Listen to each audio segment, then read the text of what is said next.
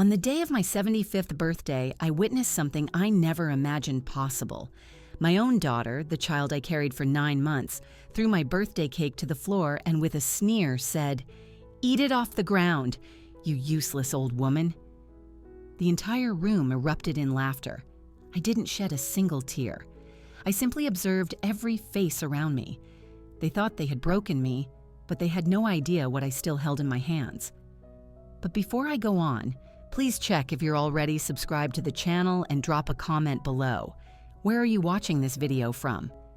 We love to know how far our stories are traveling.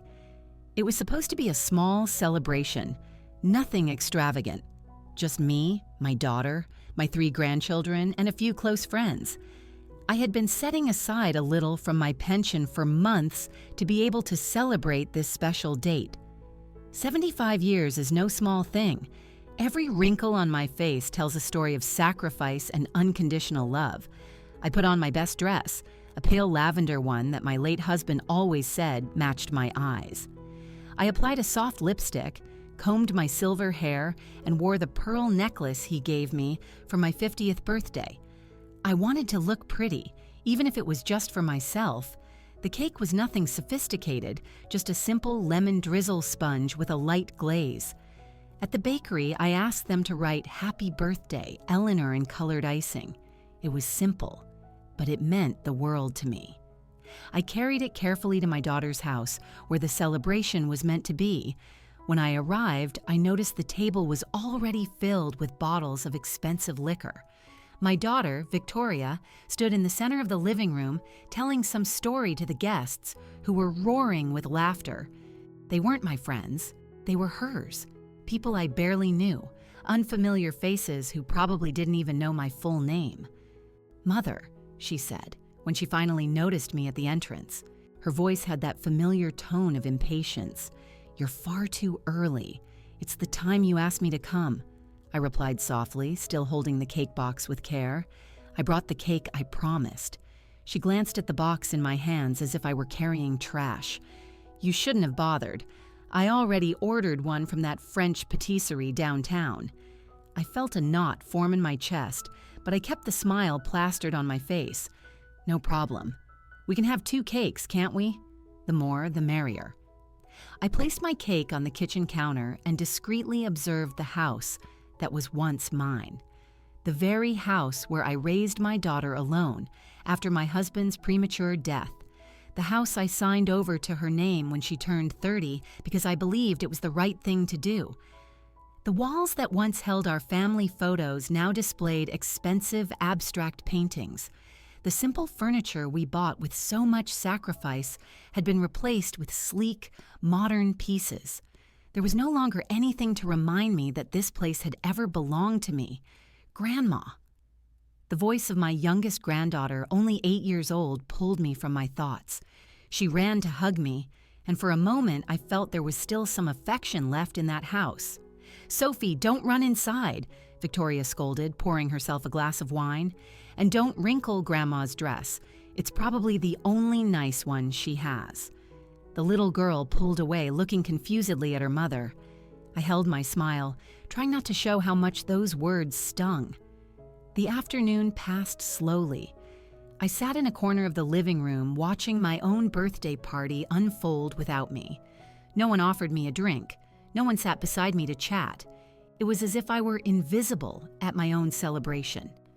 When it was time to sing Happy Birthday, Victoria brought out an elegant cake, decorated with sugar flowers and golden candles. "Happy birthday, Mother," she said, with a smile that didn't reach her eyes. The cake I had brought remained forgotten in the kitchen. After the song and the forced applause, Victoria began to serve slices of the fancy cake. It was then that one of the guests, already visibly affected by the alcohol, asked, "What about that other cake? Aren't we going to eat that one too?" An awkward silence fell over the room. All eyes turned to Victoria, who seemed irritated by the question. "Oh, that thing." My mother insisted on bringing it, but just look at it. She went to the kitchen and returned carrying my humble cake. It looks like something a 5-year-old would make at school. Nervous laughter echoed through the room. I felt my face burn, but I maintained my composure. 75 years had taught me to swallow my pride when necessary. I bought it with love, I said in a low voice. I thought we could share it. Victoria stared at me, her eyes cold and distant. In that moment, I didn't recognize the little girl I once rocked in my arms. Love? You think this is a worthy gift? A cheap little cake to make up for years of absence? Absence? I worked 2 jobs to support you after your father died. I was never absent when you needed me, I replied, my throat tightening. And what do you want now? A medal? She scoffed, looking at the guests as if seeking their approval. Look at this, everyone. My mother thinks a bakery cake makes up for not giving me the life I deserved. Before I could answer, Victoria did something I will never forget. She took the cake with both hands and hurled it to the floor, right at my feet. The impact splattered pieces of lemon sponge and glaze all over the polished hardwood floor I had once waxed with such care. If you love this cheap cake so much, why don't you eat it off the floor? It's what you deserve, you useless old woman. The room erupted in laughter. Some guests looked embarrassed, but no one defended me. No one stood up to say that was too cruel. My own granddaughters, to whom I had given so many gifts and so much love, giggled timidly, following their mother's lead. I looked at the cake splattered at my feet. The Eleanor, written in icing, was now a deformed smudge on the floor. For a second, everything froze. Every face, every smile, every look of contempt was etched into my memory like a photograph that would never fade. I could have cried. I could have screamed. I could have made a scene and stormed out. But 75 years of life had taught me that true strength lies in silence, in the ability to observe, absorb, and wait for the right moment. So I simply stood up, brushed off the few bits of cake that had splattered on my dress, and looked my daughter in the eyes. I didn't say a word. It wasn't necessary. Everything that needed to be said would be done with actions, not words. I walked out of the house slowly, with my head held high. The night air was cool, almost as if it were trying to extinguish the heat of humiliation still burning on my cheeks. As I walked home, I thought about everything I had sacrificed for my daughter, the sleepless nights when she was sick, the 3 jobs I held down to pay for her marketing degree, the house I built with so much effort and put in her name, the deeds I still kept, the transfer documents with my trembling signature. They thought they had broken an old woman. But they didn't know that when you've lived 75 years in this world, you learn that patience is the most powerful of all virtues, and that sometimes revenge is a dish best served cold, very cold. Upon entering my small apartment, the one I moved into after giving my house to Victoria, I didn't turn on the lights. I sat in the darkness, feeling my heart rate slowly calm. I didn't shed a single tear. There was no reason to cry. There was only the certainty of what had to be done. I picked up the phone and dialed a number I rarely used. "Mr. Albright, it's Eleanor. I need to make an appointment for tomorrow. Yes, it's urgent. There are some legal changes I need to make." When I hung up, I felt something awaken within me. Something that had been dormant for years, suffocated by unconditional motherly love. Now, that love had limits, and my daughter had just crossed them. The next morning, I woke with a mental clarity I hadn't felt in years. The sun streaming through the window couldn't warm the chill that had settled in my chest. It wasn't anger, it was determination.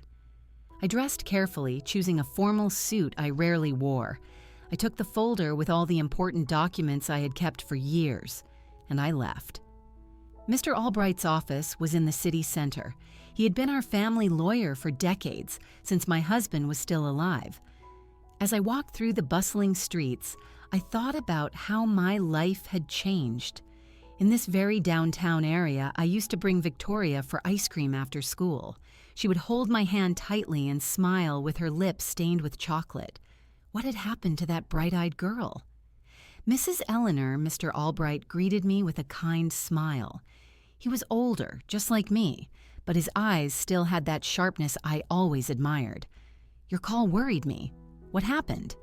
I sat in the chair across from his desk and placed the folder on it. I need to make some changes to property documents and my will. He looked at me with curiosity, but without judgment. Are you sure? The last time we spoke, you were determined to leave everything to your daughter and grandchildren. People change, Mr. Albright, or rather, they reveal who they truly are. I opened the folder and began to show him the documents, the deed to the house I had transferred to Victoria 10 years ago, which contained a clause few lawyers would include. I retained the right to revoke the transfer if I deemed it necessary. The documents for the small catering business I started, which Victoria now managed, but whose majority shares were still in my name. The savings account where I deposited every penny I saved throughout my life, and for which Victoria had power of attorney for emergencies. I want it all back in my name, I said firmly. The house, control of the business, the power of attorney over the account, and I want to change my will. Mr. Albright adjusted his glasses and examined the papers carefully. Eleanor, this is a serious decision. What happened between you two? I told him about the birthday party, about the cake thrown on the floor, about the laughter, about decades of sacrifice turned into a public spectacle of scorn. As I spoke, I saw a mix of shock and compassion in his eyes. I understand your pain, Eleanor, and yes, legally you can make these changes. The clause in the house deed is clear, and the company shares are still in your name. As for the power of attorney, we can revoke it today. And the will? It can be altered at any time. It's your right. He hesitated before continuing. But are you sure you want to do this? She's your only daughter. I looked out the window, watching the city. Mr. Albright, I spent my entire life putting her wants and needs above my own. I sacrificed my youth, my health, my opportunities, all for her. And yesterday she showed me exactly what she thinks of me and everything I did. He nodded slowly. I understand. I'll prepare the documents. It should take a few days for everything to be processed. How long until the house is officially back in my name? With the clause we included, we can register the reversal within a week, at the latest. The revocation of the banking power of attorney is immediate. I left the office with a strange sense of lightness. It wasn't happiness, not by a long shot. It was the certainty of doing something I should have done a long time ago. Protecting what was rightfully mine. In the following days, Victoria didn't get in touch. No call to apologize, no text asking if I was okay. It was as if the humiliation she inflicted on me was trivial, forgotten as soon as the laughter died down. Her indifference only confirmed I was making the right choice. A week later, I received the call I was expecting. Mrs. Eleanor, the documents are ready for your signature, Mr. Albright informed me. If you can come to the office today, we can finalize everything. When I arrived, he presented me with a neatly organized stack of papers. Each one represented a piece of my past I was reclaiming. I signed each one with a steady hand, without hesitation. When will she be notified? I asked, after signing the last document. The notices will be sent out tomorrow. The reversal of the house deed will be registered at the county clerk's office by the end of the week. As for the business, since the shares were always in your name, you can take control immediately. That night, I slept soundly for the first time since the cake incident. I didn't dream of revenge or retaliation. I dreamt of justice. The first sign that something had changed came 3 days later. My phone rang insistently in the morning. It was Victoria. Mother, what is this? I received a notice from the county about the house. I kept my voice calm, almost as if we were discussing the weather. Yes, I'm taking back what's mine. What? You can't do that. The house has been in my name for years. Read the deed carefully, Victoria, especially the fine print you never bothered to check. There was a silence on the other end of the line, followed by the sound of papers being shuffled. Is this some kind of revenge? Her voice was trembling now, a mix of rage and disbelief. No, dear, it's justice. Just as you found it fair to humiliate me in front of everyone, I find it fair to reclaim what I built with so much sacrifice. You can't do this to me. Where am I supposed to live? Where will the children live? The same question you didn't care about when you told me to eat cake off the floor. I paused before continuing.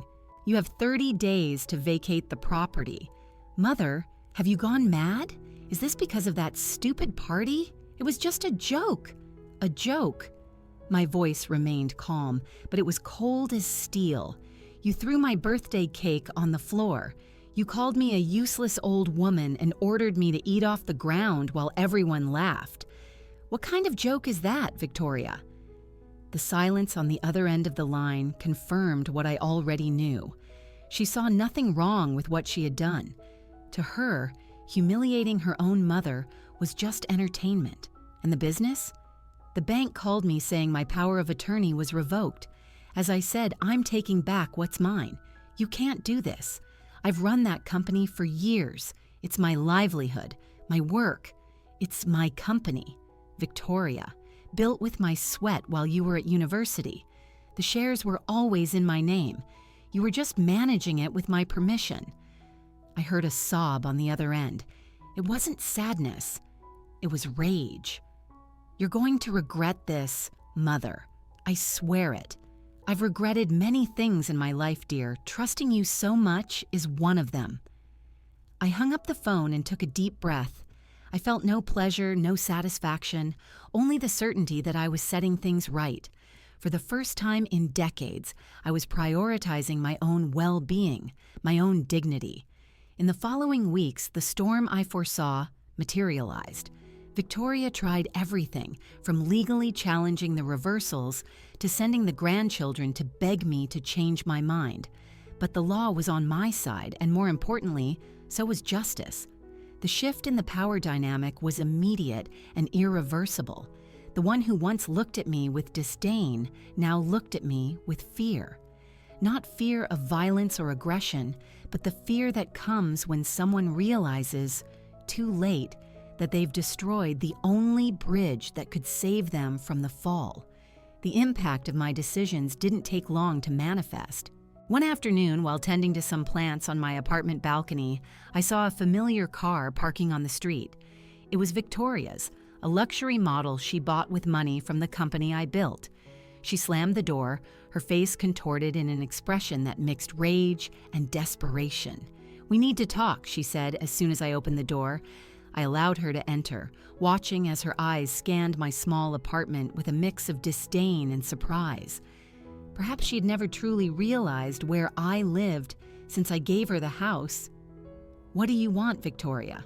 I want to understand why you're doing this to me. Why now, after all these years?" I gestured for her to sit on the sofa, but she remained standing, restless. "You really don't get it?" I asked, feeling a pang of sadness. "After everything that happened at that party, you still can't see it? It was just a joke that got out of hand. I'd been drinking. I was nervous with all those important guests." She gesticulated frantically. "You can't ruin my life over this. I'm not ruining your life, Victoria. I'm taking back mine." I kept my voice calm, though I felt my heart race. "For years, I gave you everything. The house I built with your father, the business I started to secure your future, access to my savings, and in return, you made me a laughingstock. I already apologized for that." "No, you didn't. This is the first time we've seen each other since that day, and you're only here because I took back what's mine." She finally collapsed onto the sofa, covering her face with her hands. "What about the children? Are you going to leave your own grandchildren on the street? Don't be dramatic. You're a marketing executive. You have a good salary at the company that's still running, albeit now under my supervision. You can rent an apartment, start over. Is that what you want? For me to start from scratch? After everything we built?" "I built," I corrected gently. "And yes, maybe starting from scratch is exactly what you need to understand the value of work, of respect, and of gratitude." She looked at me with teary eyes, but there was something calculated in that display of emotion. I knew my daughter too well not to notice when she was playing a role. What if I show you I've changed? That I understand my mistake? How would you do that? I can have you come live with us again in the new house when we find one. The children miss you." I smiled sadly. "The same children who laughed when you threw my cake on the floor?" She looked away, unable to refute it. "They're just kids. They follow the example I set. And I set a terrible example." For a moment, I almost believed there was a genuine flicker of remorse in her words. Almost. "Victoria, I'm not doing this to punish you or to force some kind of false reconciliation. I'm doing this because at 75, I've finally understood that I deserve respect, that all the sacrifice I made deserves, at the very least, gratitude. And what do you expect me to do now? Beg? No, I expect you to grow up, to learn from the consequences of your actions, to build your own life without expecting me to give up mine to support you." She stood up abruptly. "You'll regret this. When you're old and sick and alone, you'll remember this day. I'd rather be alone than surrounded by people who despise me, my dear." I said the words firmly, but without malice. "And as for getting old and sick, that will happen regardless of your presence in my life." Victoria stormed out, slamming the door, leaving behind only the echo of her empty threats. I didn't flinch. I had already cried all the tears I could for that broken relationship. Now I was focused on the future, a future where my dignity would not be negotiable. In the weeks that followed, I witnessed from a distance the collapse of the small empire Victoria had built on the back of my labor. The house was vacated within the deadline. She moved into a rented apartment on the other side of town. The company continued to operate, but now under new management. I hired an experienced manager who reported directly to me. I felt no pleasure in seeing her lose the comfort she was accustomed to, but I felt a strange peace in realizing that, finally, things were in their proper place. Justice, though delayed, brought with it a sense of restored order. One Saturday morning, while having my coffee on the balcony, I had an unexpected visitor. Sophie, my youngest granddaughter, was standing at the gate holding a small wrapped package. "Grandma, can I come in?" I opened the gate, surprised and a little wary. "Does your mother know you're here?" She shook her head. "I came in secret. I took a bus." Alarmed at the thought of an 8-year-old traveling alone across the city, I quickly ushered her inside. "That's dangerous, Sophie. Your mother must be worried. She's out with the lawyers. She won't be back until tonight." The little girl looked around, curious about my small apartment. "Your house is pretty, Grandma. Small, but pretty." "Thank you, dear. What brings you here?" She handed me the package she was carrying. "I made this for you. It's a late birthday present." With slightly trembling hands, I opened the package. Inside was a drawing made with colored markers. It showed 2 stick figures, one small and one large with gray hair, holding hands under a smiling sun. "That's us," she explained, pointing. "You and me." I felt a lump in my throat. "It's beautiful, Sophie. Thank you." "Mommy shouldn't have thrown your cake on the floor," she said suddenly, looking down at her feet. I didn't think it was funny. I hugged her, feeling her small body against mine. "I know, sweetheart. We live in a strange place now. Mommy cries a lot at night when she thinks we're not listening. That revelation hit me harder than I expected. Despite everything, Victoria was still my daughter, the same little girl who once ran into my arms when she got hurt. Things will get better, Sophie. Your mother is a strong, smart woman. She'll find a way. Are you still mad at her? I thought for a moment before answering. I'm not mad, I'm disappointed. There's a difference. Can she do anything to make you not disappointed anymore? The question, so innocent and direct, took me by surprise. Maybe. But that's up to her, not me. Sophie nodded as if she perfectly understood the complexity of the situation despite her young age. I need to take you home now. Your mother will be worried if she finds out you left on your own. During the drive to Victoria's apartment, I watched Sophie in the rearview mirror. There was something of my daughter in her, the determination, the independence, but there was also something different, a sensitivity that Victoria seemed to have lost along the way. When we arrived, the building was noticeably less luxurious than the house they used to live in. Sophie squeezed my hand before getting out of the car. "Will you come visit me sometime, Grandma?" "Of course, dear, if your mother allows it." "She will. I'll make her." I smiled at that childish confidence. "Be kind to your mother, Sophie. She's going through a difficult time. Because of you, because of her choices. There's a difference." I watched my granddaughter walk into the building, carrying with her an understanding that seemed beyond her years. Perhaps, I thought, the hope for reconciliation wasn't entirely lost, not through Victoria, but through the next generation, which could still learn the value of respect and gratitude. On the way home, I passed by the old property I had reclaimed. The house was empty now, awaiting my decision about its future. I stopped the car out front and just stared at the familiar facade. So many memories were held within those walls. Victoria's birth, her first steps, my husband's death, the years of lonely struggle to raise a daughter and build a secure future, and finally, the decision to give it all up, believing I was ensuring her happiness. In that moment, I had an idea. It wouldn't be an immediate reconciliation, nor an unconditional pardon. It would be a beginning, a small step toward something new. I went back home and called Mr. Albright.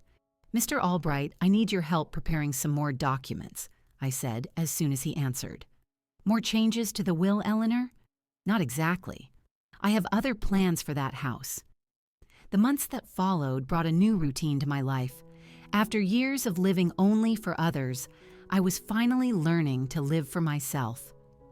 I started attending a book club at the local library. I enrolled in painting classes, something I had always wanted to do but never had time for. I made new friends, people my own age who understood the ups and downs of life. The house I reclaimed remained empty for a while as I considered what to do.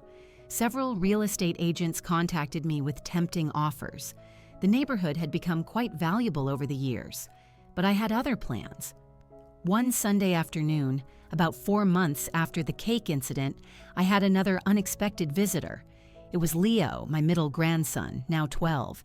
He stood at the gate holding a worn-out bicycle, looking at my place with a mix of nervousness and determination. "Leo?" I called out, surprised to see him. "Did something happen?" "No, Grandma." He leaned his bike against the fence and approached. "I just wanted to see you." I opened the gate and let him in. Unlike Sophie, who was pure energy and smiles, Leo was always more reserved, thoughtful. He reminded me a lot of my late husband in that respect. "How's the new school?" I asked, trying to break the silence. "Different. Less fancy, you know? But the teachers are cool." He paused as if gathering courage. "Mom's different too. Different how? More present, I guess. She cooks now, did you know? She never did that before. And she drives us to school herself. No more driver." That information surprised me. Victoria had always detested domestic chores, especially cooking. "And is that good or bad?"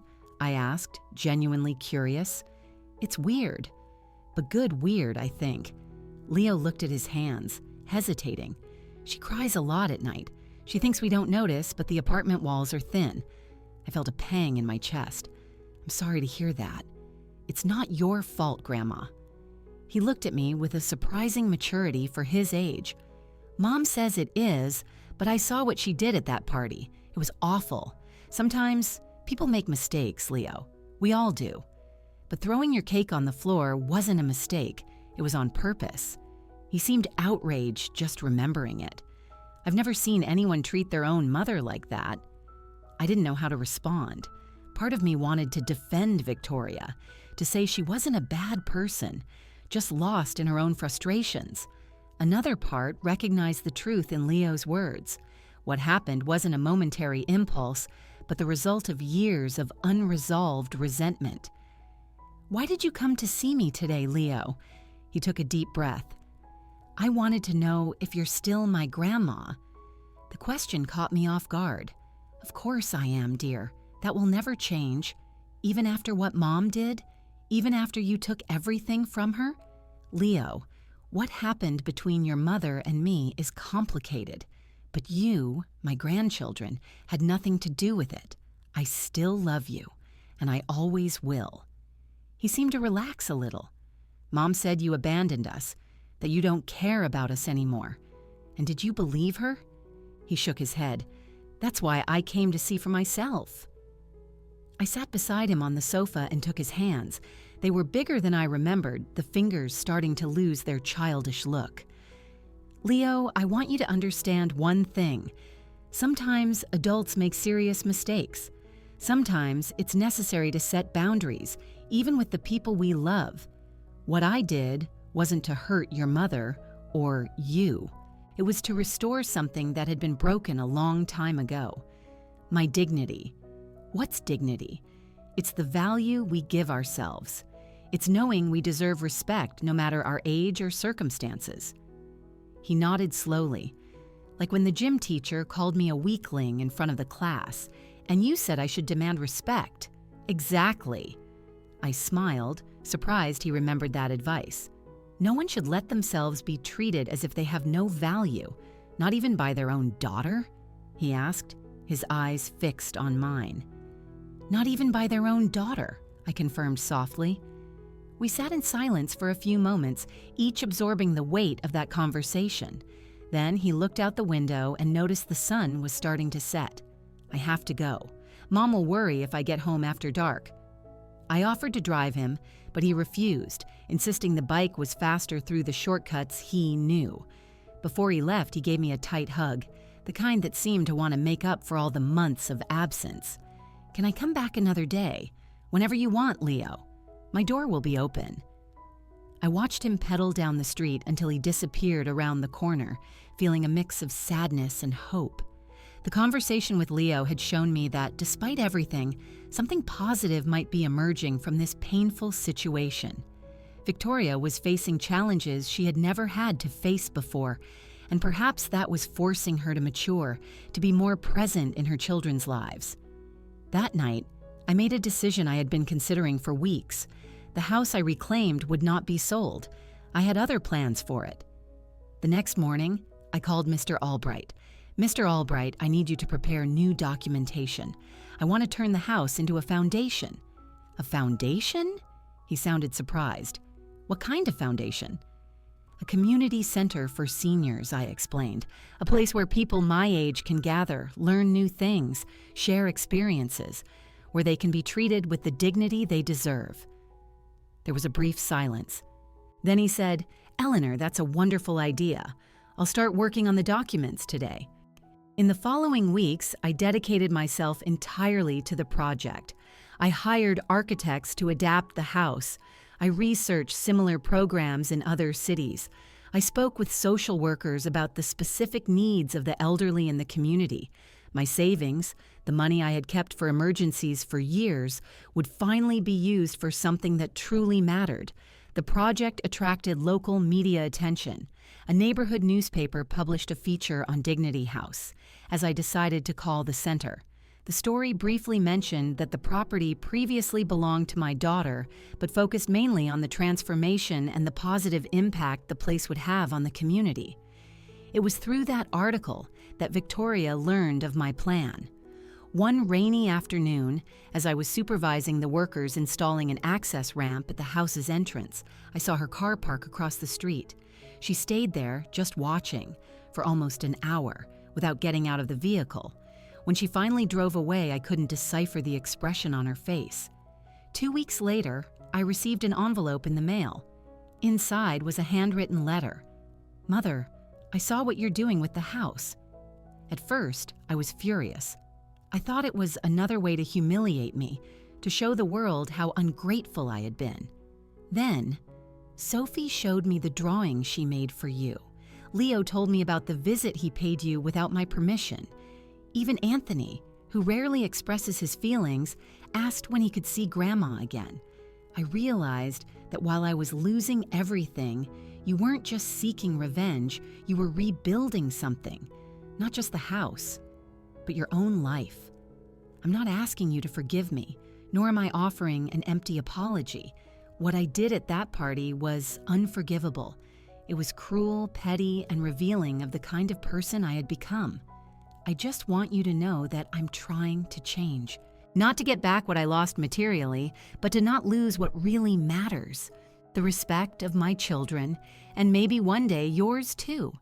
If you need help with the community center, I have marketing experience. I can offer pro bono assistance to the seniors who attend the place. It's not much, I know, but it's a start. Victoria. I read and reread the letter several times, trying to find Victoria's usual tone of manipulation. But surprisingly, it seemed genuine. There were no implied requests for me to reconsider my decisions, no attempts to trigger my guilt, just a sincere acknowledgement of her mistake and an offer of help that wouldn't benefit her directly. I didn't reply immediately. I needed time to process those words, to understand if I was really ready to take a step toward reconciliation. The center's inauguration was scheduled for the following month. I invited friends, neighbors, local authorities, social workers, and geriatricians who had agreed to offer free services periodically. But there were 3 special invitations I hadn't sent yet, all addressed to my grandchildren. After a week of reflecting on Victoria's letter, I made my decision.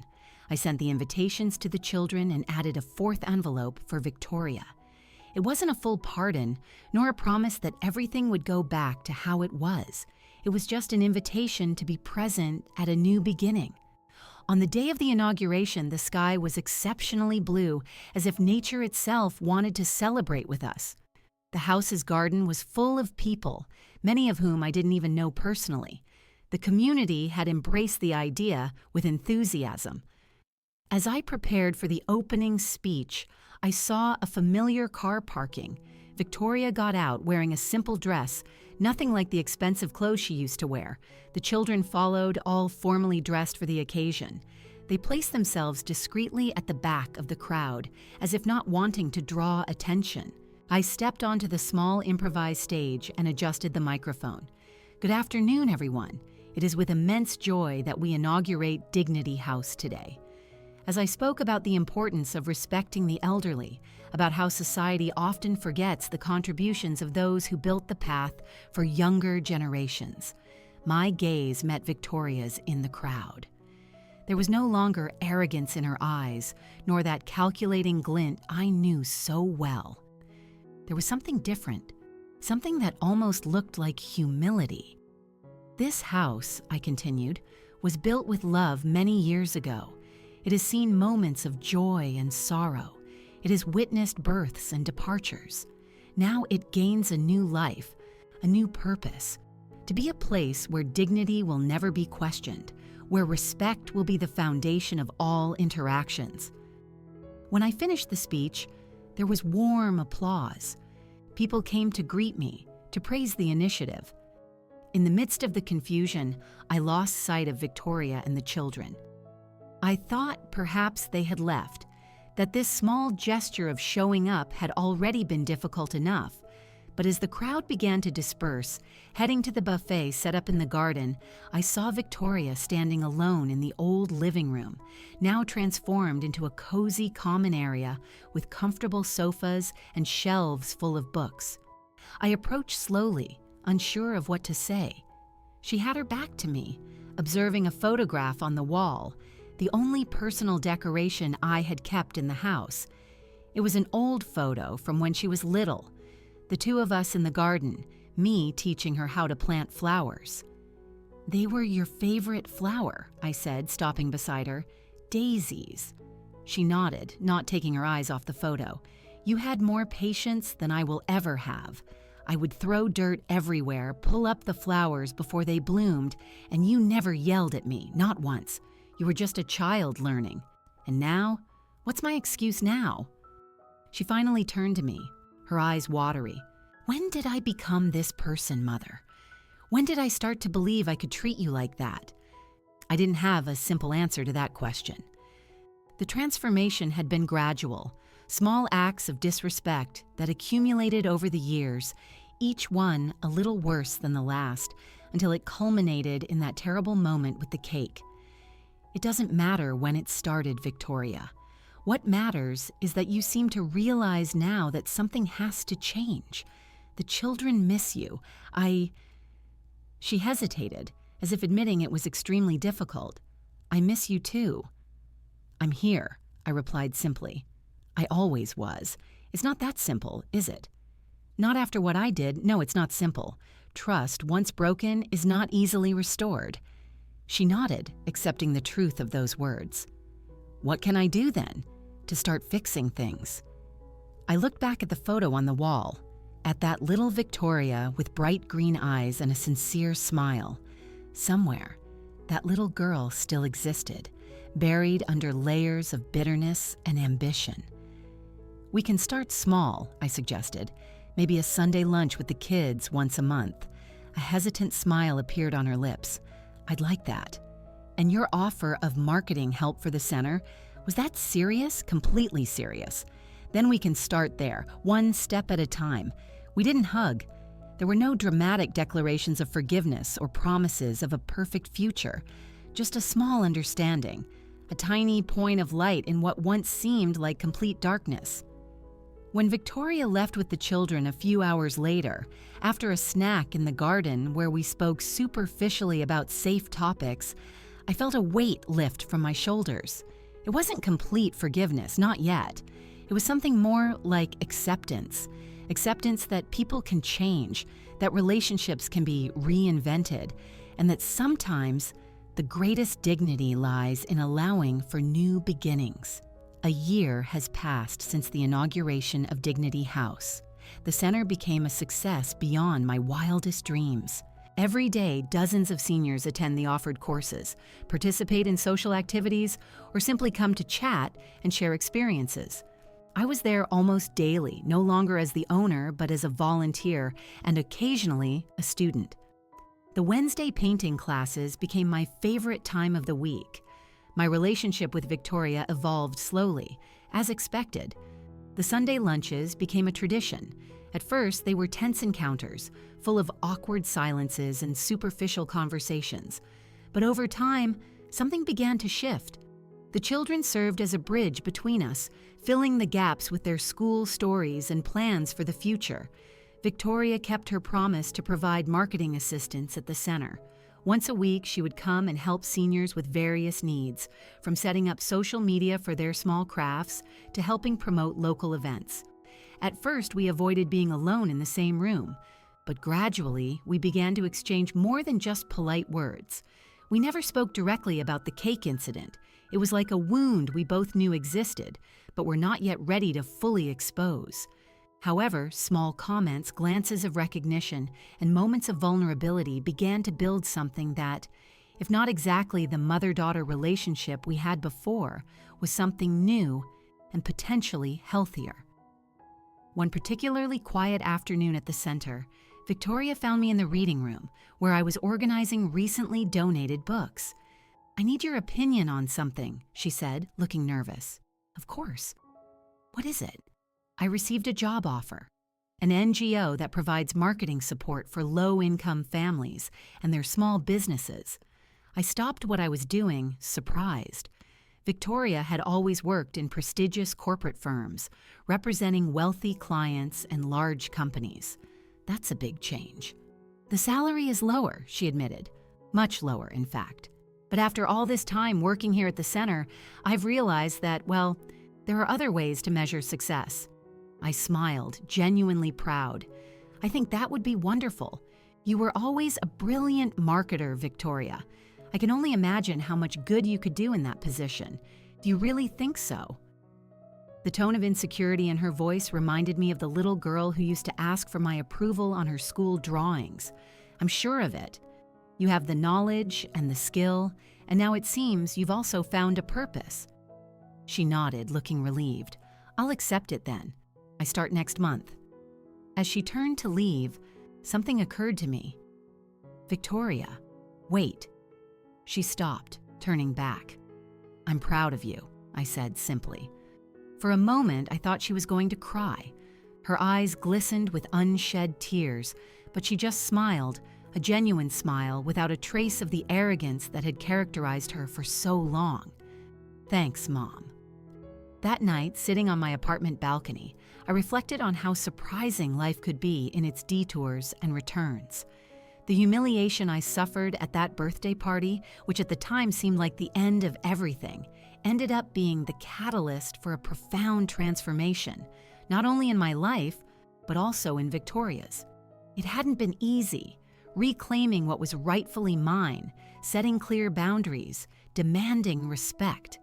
Each step required more courage than I imagined I possessed at 75. But the alternative, continuing to accept disrespect, continuing to diminish my own worth so as not to cause discomfort, would have been a slow form of self-annihilation. 75 years taught me that true love does not demand self-erasure, that giving everything to your children without expecting anything in return is not generosity. It's a disservice to both parties. That dignity is not a luxury reserved for the young and powerful. It is a basic right of every human being, regardless of age. A few days later, I received a small package in the mail. Inside was a pastry box and a card. I opened the card first, immediately recognizing Victoria's handwriting. Mother, I know this won't erase what happened, but it's a start. With love, Victoria. Carefully, I opened the pastry box. Inside was a small cake, delicately decorated with sugar flowers. In the center, written in icing, was a single word: restart.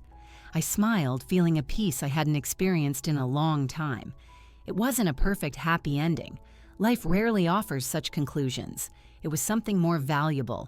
A new chapter, written with the ink of truth and mutual respect. I picked up my phone and dialed Victoria's number. Mom, she answered, sounding surprised. I received the cake, I said simply. Are you free on Sunday to come and eat it with me? Just the two of us this time. There was a pause on the other end of the line, followed by an emotional reply.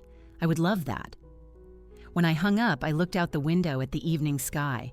At 76, I had learned the most valuable lesson of my life, that it's never too late to demand respect, to rebuild relationships on more solid foundations, to find dignity where there was once only resignation.